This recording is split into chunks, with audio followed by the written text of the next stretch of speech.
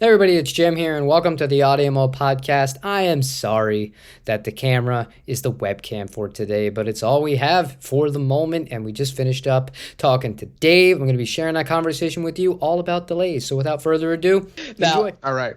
I I'm somebody that I've relied on reverb for the longest time until I started really going into record and taking it more seriously. The first few times I was recording to tape, I only used reverb from the amp and it Yeah. came out fine. And at the Yeah. time, I wasn't involved with any of it. I literally did the guitar and I left. I didn't sit in the control room. I didn't have any Sure. say. I didn't care. I just wanted to get in, get out. But once I started getting involved with the process, I learned that unless you were going for that vintage sound that needs a reverb or a surf tone, 9 times out of a 10, the delay is the better way to go about it. You record clean and then you add the delay in afterwards. So I started to branch out to pedals. And one of the first ones I went to is actually one of the more popular ones that you can buy. It's the MXR, the carbon copy. And I Mm. fell in love with it. So what was your phase delay pedal and how did you get into it for using it for, tracking and stuff like that? Yeah. So it's kind of a similar answer. For a long time, we just didn't really use a lot of verb and delay.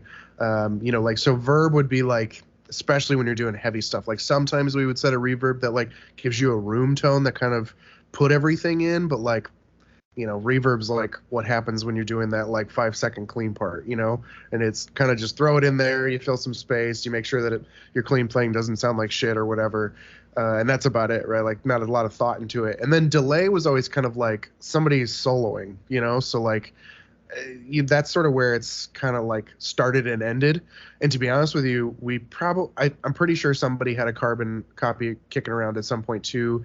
I know we had it's not the Pink Panther anymore because they sued them, because the brand recognition from the cartoon and the building company or whatever, they were really concerned that the pedal was going to eat into the brand recognition. It's the Lucky Cat now, The right? Lucky Cat, yeah, the pink Yeah, pedal. yeah, yeah. Yeah. Yep, yeah. That one was pretty cool. But for the most part, most of the delay we always used was in the box. And honestly, we always use the H delay from Waves because it's just stupid, right? Like I literally can dial in, my tempo. I dial in if I want quarter notes. I pull the lows and the highs exactly where I want them. I turn it off into that stupid like turn off the analog mode that they have or whatever, and it just works. And then throw it on a send and we dial it in until the solo sounds sufficiently proggy, and that was about it. So yeah, that's kind of the extent up until more recently was sort of the extent of my delay pedaling. So you never really got too big into that bug as far as buying a bunch of delay pedals to try and find the right one. And if you did, or did you just buy one that you didn't like at all and you just kind of said, I don't like this, I'm just going to stay in the box? Yeah, kind of. So I had friends who had the DL4. Obviously, the Line 6 is kind of the classic, and it just always was like, it's just too many things. Like what I always wanted just a nice quarter with a decent low and high cut, at a spot that like doesn't interfere, and then basically the option to go stereo or not. And like I never wanted any more than that, right? And that's kind of why it just sort of always stayed there. Like we've played around with stuff, but I don't know, with delay for me, the second I have to try too hard to get it to work, it just kind of was always like, we'll just go back to the method that I know works, which is just in the box, right? I open a plugin, it takes 5 seconds. I have a user preset saved, so I literally just open it up and I hit the boop, and it's done, and like, so there haven't been that many that I've just been able to turn on and fall in love with, and maybe that's just lack of trying, but yeah, that's kind of where it always was, right? Yeah. Okay. So, but you said that things have changed. One pedal that you said you recently got is a pedal that I used to have. And if you're somebody that's just getting into delay, I know it can be really overwhelming. And there's so many brands right now like that are really high end. Like you have Chase, even Strymon, some would consider like pretty high end because the Yeah. timeline is what, like 430 bucks these days Yeah. if you want the big mega one of those. Looking at the Keeley Caverns, you can get those used for about $130. I love that pedal. That pedal was Mhm. actually used on this channel quite a bit for the first 4 or 5 months that I was doing demos. That was basically the majority of the reverb and delays I was using. I thought it was awesome. What do you like about it? So there's two things, and again, so part of it is one, picking up that pedal that's kind of really gotten me into delays over the last couple of weeks, but it's also just having the options with the Stomp, and then kind of realizing like we've got more clean parts than we used to. I'm sort of exploring some more tones. There's also more. I don't play any lead, obviously, because I'm playing mostly just rhythm stuff, but that doesn't mean that the delay isn't important still. So before, it used to just be like, the lead guitar set a solo, we got to put delay on it now. And now it's like, oh, okay, now I gotta play this huge, rhythm part or whatever, and like I can play the chords as big as I want, but if I throw a delay on top of that too, like I can get extra noise moving around it and filling up space and doing other interesting things with, kind of the tails and trails of what's going on. So there's sort of a different need to kind of like start exploring delays in a different way. But what I really love about the Caverns is that it gets me the reverb, which I wasn't really thinking about before, in a great way, and a delay that just is immediately exactly what I'm looking for, right? Like I pull it on, it's, the timing goes from the right amount of short to the long amount of usable, which is another one that I can't stand. Like when you turn the time all the way up and it's too short, and you're like, I need another 100 milliseconds before this is what I want. Or you get, then you're stuck in only the world of slapbacks, basically. And it's just got this fantastic shimmer reverb that's like always the shimmer reverb I'm looking for. And I don't know why that's been really difficult for me to find. And then, marry those two things together, and it's like, it's a perfect pedal, right? Yeah, there's not a lot of room for user error with that pedal too, Right. which is why it's one I definitely recommend that a lot of people would invest in, or at least give it a shout to, because you do get a lot of usability and utility rather out of a pedal like that, because it does have so many little switches and little things that you can do, but it's not overwhelming. And that's one of the problems that I've always encountered with delay as a simplistic kind of person. I never went in the box to do it. I couldn't tell you a millisecond range. I just judge it based on feel. And even when I'm doing it after the fact in post, what I'll do is I'll have it reroute through the volante, the Strymon, and I'll just play with it until it sounds right. Like I'll just have it on repeat, loop playback, and I'm like, okay, that's where it should be, and then I'll just leave it like that. But as far as advice to people that are just getting into delay, or what's a good outside of you get the delay and you have your fun with it, because that's what everyone wants to do. They want to turn the gain on. The first thing I'm going to say here is, if you do that, make sure that you're running it through the effects loop of the amplifier. This is something that a lot of people might not think of at first, but you might buy a delay pedal, throw it in front of an amp with, some stomp boxes that are giving you dirt and stuff like that, or just in front of a really dirty amp like the Class 5 that doesn't have an effects loop. You might think, oh my God, this sounds terrible. This is the worst delay pedal ever. No, it's meant to be run in an effects loop or in post. And that's not always, something that people are going to be able to do depending on the limitations of their gear. But if you can do that and you identify that, you're already kind of ahead of the game. And placing it in the right place in the signal chain is another key part to making sure that you're going to be getting a really good delay kind of sound. I like it second to last. The only thing I like last in the chain is the Astral Destiny, which is my kind of shimmer reverb thing. That's the thing that sits at the very end of my chain. What are your thoughts about that? So definitely, I find delays, you can do it if you have to, right? Put it before an amp instead of in the effects loop. The problem I always find is you're just fighting the feedback, not literal feedback, but the sort of the trails, right? So like if you have enough headroom, or you have something like with any kind of compression pulling your noise gate up, right? Like the trails are never going to be right. They're never going to fade out correctly. Like something's always going to be interfering with kind of like the gain staging of the delay before it gets to the front of the amp. So you're never going to get the delay to do what it is you want it to do. So yeah, get it in the effects loop. Personally, I always think reverb comes after delay, really, in any situation. I just love, and it's just a personal preference that I want, and it's usually because I'm, like I said, looking for that type of delay where it's like I want the delay to be there to emphasize the space and to give some room, but I don't want to call attention to it. And a great way to tame a reverb that is doing that is to add, or I'm sorry, tame a delay that is doing that is to add reverb to that delay, right? So like sometimes you get a great delay that high cuts and low cuts the way that you want it to, and it just sounds that way out of the box. And sometimes you kind of have to soften it up with a reverb. So I definitely agree with you with that. But Yeah, man, the shimmer on the caverns is awesome. I think if you're like just, to your earlier point, like if you're looking to play around with one, the caverns is great because it's got the reverb and the delay. And for me, like I have this really shitty TC Electronic like reverb I was using just because I needed one on my board. And it's nice to have two of them that are nice, but if you're just like really starting to get into the world of delay, I think the carbon copy is like the way to go personally. I feel like it's really simple, it's easy to dial in. A lot of the problems what I have with like the Strymon and the, even the DL4 is just it's so many options, and if you don't understand delay, like there's no way you're going to be in there and be like, oh, I need a bucket brigade. Like you got any idea why you would want that kind of delay? Like it's just completely and totally overwhelming for a first time user. I don't know. It's just not that helpful. At the end of the day, like I want a couple of parameters I can really dial in, and yeah, it's best if they're usable. But even if they're not, like with one pedal with 4 knobs on it, I can figure out what's usable there. With one pedal with 12 knobs and 30 presets, like it's just I'm liable to give up before I get into it. Yes, that's kind of what turned me off for a minute with the Strymon stuff. Before I really started to dig into the specifics of the parameters and things of that nature. And that's part of the reason I chose the Volante over the Timeline, because the Timeline, there's so much more digital control of the exact values per se of any given thing on the thing. And to some people, I get where that's really appealing and that's really cool. But for me, the Volante feels more like a traditional pedal. I think that if you're going to be just starting out, I think your advice is really good. I do like the MXR, and it's not going to cost you a whole ton of money. I think it's like you can get it for like $100.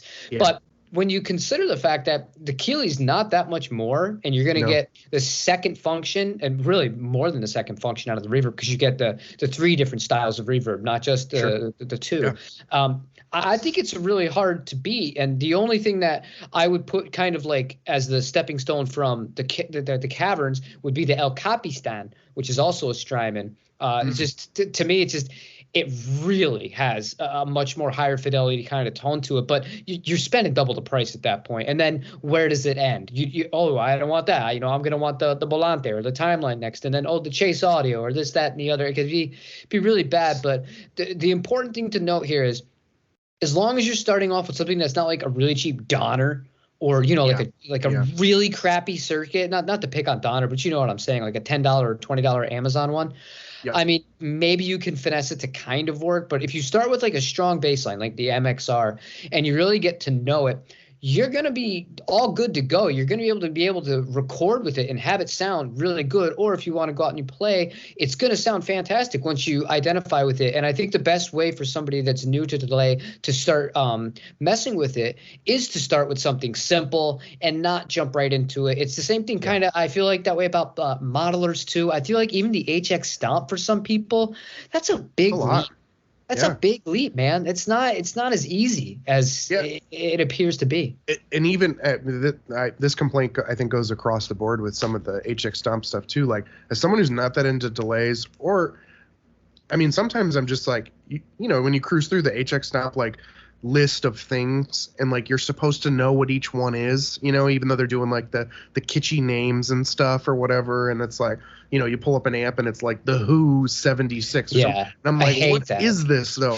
Like, can't you just tell me what it's supposed to be? And for the amps, for the most part, like I can figure it out. Like I can, they get the little tiny picture that you got to squint to see or whatever, and like the dumb name, I can usually figure it out. But like with the delays and some of the pedals and stuff, like some of them are really esoteric. Some of them are based on like mods of original pedals, and it's like, I'm supposed to know like an entire history lesson on pedals to understand which delay I'm choosing here is tough.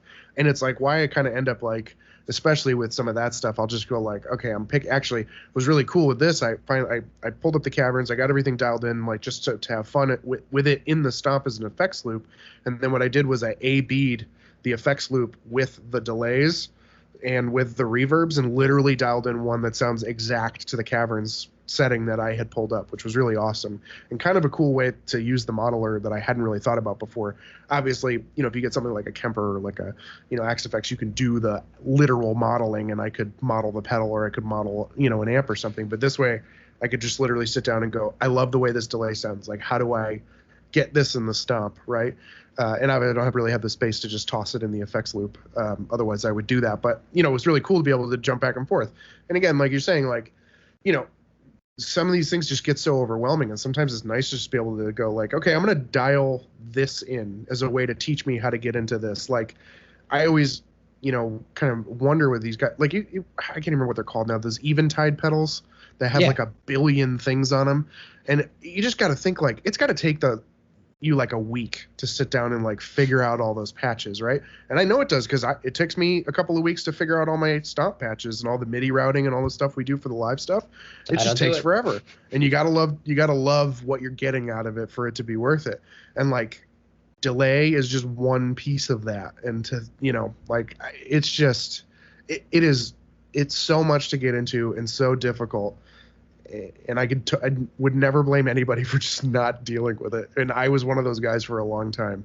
And I'm still barely scratching the surface of it, but I'm having more fun with it now that I've kind of gotten into it. And maybe that's sort of where the jumping on point is here. Is like, get yourself something simple so you can start to understand like why playing around with delay is so fun and why coming up with different sounds is so fun. So that way, you don't need to go buy yourself an Eventide or a Strymon or, a Stomp or whatever, but like maybe you can get something that has a few more options that you can go, why would I want to use these? Why would I want to modulate my delay? Why would I, want different types of reverb? Like, what are they going to do for me? And then, once you get it on something small, move to something big.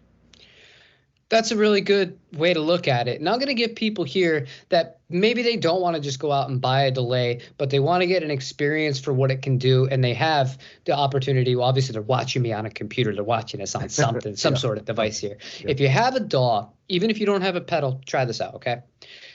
Open up a session, play whatever you want to play, record it. You're done with it, create a new track. Copy what you just played, as in don't replay it yourself, just literally copy it onto a second track here. Zoom in as far as it will let you in the DAW and just start slowly moving the second track to the right a little bit to create a natural delay. You're going to be able to hear, you're like, oh, like you're going to add depth to your recording because it's going to sound bigger because that little almost like a phase issue between the two of them not working out with each other creates that effect on its own. And it's super cool. And it's a really cool way for you to be like, do I like this? Do I not like this? And you can really start messing around with it then. And the reason I said to use the original track is because you got to think about how a delay pedal works here. And if we're talking about tracking dirty guitars, and I'm just like, if you want it to sound big, for example, you would track the same thing twice and then stack them together and then pan them or do whatever you want with stuff like that or different effects. But with delay, you want the exact same thing, so there's no discrepancy within the thing that's being replayed. So if you want to try this out, track one thing, even if it's just a 30-second thing, and just mess with the movement. Remember, this is important. Zoom in as far as you can, because if you just go at full view, it's not gonna be a very good thing. The delay is gonna be gigantic at that point. But mess with it. It's a fun way to get to use it, and it's also a really cool production tip if you're on the go, you just want to try something new and have fun. Right, and I mean you can even mess with multiple aspects there too, right? You throw an EQ on it, and you can see what losing some high end does, or losing low end, or how that affects what that's doing, right? Like you can literally recreate physically with a track each aspect of a delay to kind of understand why you would want to do the things you'd want to do with them. Yeah, definitely a cool tip. Yeah. And another thing you can do, if you wanted to go even further into that, there's things like ping pong. That might sound like something that's super hard to do. It's really not that bad. And if you did what we were just talking about, where you had the same thing twice, you can do this thing called automation in Pro Tools or whatever DAW that you're using, and then automate the panning. And basically, it's just you picking out little spots where you'd want to do it, where it'll switch from left to right to left to right. You could do all of this stuff on your own. Yeah, it's a lot easier to just have it plugged into the pedal or on the plugin or in the HX Stomp. You're like, I want a ping pong delay, but there's a lot of really creative things that don't cost money. And a lot of these plugins that come stock with these DAWs, they're usable. And especially when you're going into the experimental phase, like Dave was saying, open up an EQ. Also, why don't you try and put a little bit of that H verb, try Yeah. that. Or Yeah. even the D verb, try that one out too. Yep. On one of the tracks, leave the other one dry. Mess with panning. You can knock yourself out without spending a single dollar. This effect, it does not just pertain to you purchasing gear in order to achieve it. You can do it for free, and you might even come up with something that's totally unbeknownst to anybody, and you might love it, and it might become like kind of your signature thing. So I encourage people to, have fun and to try things. That's the best way to look Great. at recording. Yeah, I definitely think you'll learn more just messing around with it that way than you would even just buying something to fix the problem. Oh, sorry, tickle. That's okay. And it's funny. It's the one day that we can't cut this, and it is what it is. Of course. Yep. Woo. Yeah, no, I wasn't expecting to get into production tips, but it's like that's one thing I feel like we should be doing that service for people. Not that we are the end all of anything or the beacons of all knowledge within everything guitar related and recording related, but we've done this long enough and we've worked on enough stuff where things that seem like, oh, that's silly, that's so easy to us. Like there was a time when I would have had no idea, not even that far ago in the past for me when it came to stuff like this. I never did anything like it. And knowing that I could have found out or saved myself money buying a super high end pedal when if I had learned how to use that or make that effect on my own, maybe I wouldn't have spent that money. I would have been like, I really kind of don't like that. It's kind of hyped up. It's not my thing. I feel like the more that we can do, not just with delays, but as far as helping people to get the most out of what they have as is, I think that's something that we should be focusing on here for the future. But we're going to wrap this with the gear itself. So give me your 3 favorite delay pedals. No order needed. Well, I mean, obviously we've been hyping up the Caverns, so I gotta talk about the Caverns. As much as I was sort of talking about the DL4 being kind of overwhelming, it definitely is. There are some very classic, DL4 sounds that I think I've made it on, probably thousands of records at this point, and it is a great sounding delay. I know it's not a pedal, but I got to shout out the H delay. It has been a workhorse for me for a decade, and it is dumb. But it just does its job, and that's why I always go to it, Okay, no more? You got nothing left? I got nothing left, and I keep coughing, so no. Okay, so I'll give you the MXR. I'll give you the MXR. Right, okay, so yeah, I will say the low end, I would say the MXR still. And for the middle one, as much as I do like the Caverns, I would say the El Capistan because used $250, something like that. But as for the high end, I'm not somebody that's going to be spending $600-700 on a delay pedal. And if you're somebody that wants to do that and can do that, that's great. I love the Volante the most. Coming from somebody that is more of an analog kind of person with this for a few reasons. First of all, it fills in a lot of needs like we were talking about. The Keeley does as well. You have a looper that's built into this that is one of the best and most innovative loopers that I've ever used. So even if you were to just buy this to use as, you set up a few, because you can get 2 presets without having any extra gear already on it and the looper. So you can have, one that's really tame when you want to go into loop mode, and then you can layer and layer and layer. And while you're actually replaying it, you can reverse certain parts. It is so awesome, but it's not like overwhelming. And I'm somebody that gets overwhelmed by too much. You know how I am. Sometimes I call you with technical problems and I'm like, I don't want this anymore. I want this gear gone, or I want you to come here and set it up for me. But with the Volante, you also get a really, really good and accurate spring reverb. Yeah, there's no shimmer on it, but it's to die for. I know it sounds like a product pitch, but when I really love a piece of gear, I can't recommend it enough to people. And for somebody that doesn't want to be overwhelmed as much, you can get overwhelmed with the Volante. But believe me, you can. But it's fantastic, and it's the only thing you'd ever really need, in my humble opinion. Yeah, I mean, it's high praise, and to be honest with you, I always, when I think Strymon, I always think overwhelming amounts of stuff. So it's good to hear that they do some other stuff that's, even if it's getting there, it's not quite there in the same way some of their multi effects are, because. I don't know. That's just always my gut reaction when I hear Strymon is just like those big multi-effects pedals. They're $400, and I'm just going to be left with I really like 3 presets on it, and were they worth $400? I don't know. Well, that's the other thing I love about the Zelza. Those are why those two pedals are never come off my board. The Zelza can be extremely complicated if I wanted it to be, but it's super easy at the same time. It's three knobs per side basically, and then one little toggle switch. But it's so hard to get a bad sound out of it. Yeah. And it's so easy to save and then rewrite. It's not like this whole complicated process. You set it, you forget it, you save it, boom. You can combine the two. It's to die for. I love the Strymon stuff, but we'll save the modulation for another time. Yeah. I think that's the key, though, right? Is it's a million options or three options. If they're all the way to the left and all the way to the right usable for you, I think that's where the money really comes in, right? And that's what I like so much about the Caverns. It was just like, you know, a lot of times you pick up pedals and then you go like, okay, cool, this sounds really great at this setting. I would never use it, you know, past 3 this way and past, you know, 9 this way or whatever, right? And you're just sort of left with a pedal that sticks in one lane and can't do anything else because, like, you know, the tone all the way to the left is just like, who would ever play anything like this? Or the tone all the way to the right is the same way.